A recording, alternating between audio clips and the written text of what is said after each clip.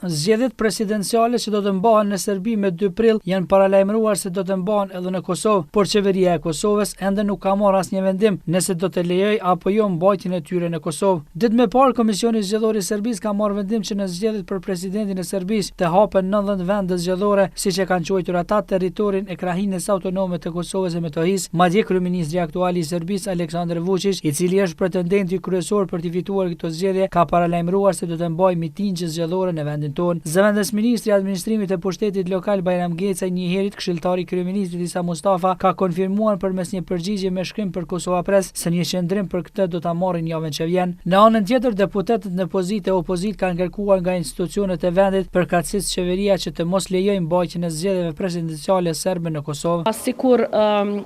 Kosova të insistonte që të respektohen rregullat ndërkombëtare lidhur me këtë çështje, do të kërkonte që mbi të gjitha zyra ndërlidhëse e Serbisë, e cila është hapur në Kosovë si pjesë e marrëveshjes Kosovë-Serbi në procesin e dialogut në Bruksel, ajo të ishte e vetmja mënyrë ku qytetarët serb që kanë edhe shtetësi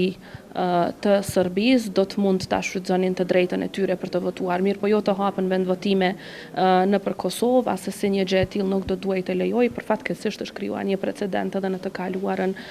që janë injoruar gjëra të tilla që janë shkelje drejt për drejt e sovranitetit dhe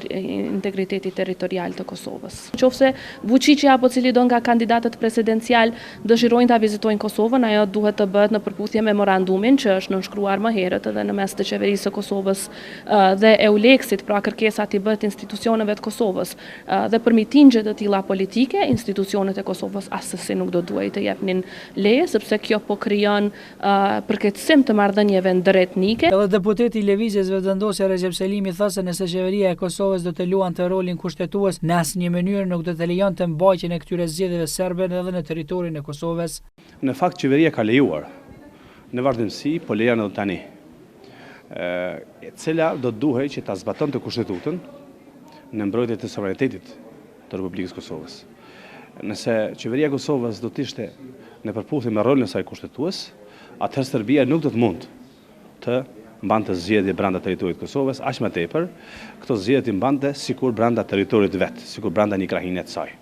në përputhje në këtë rast për fatkeq me kushtetutën e Serbisë. Kështu që qeveria e Kosovës e ka lejuar jo në pamundësi për të ndaluar, por si pasojë edhe si rezultat i bisedimeve mes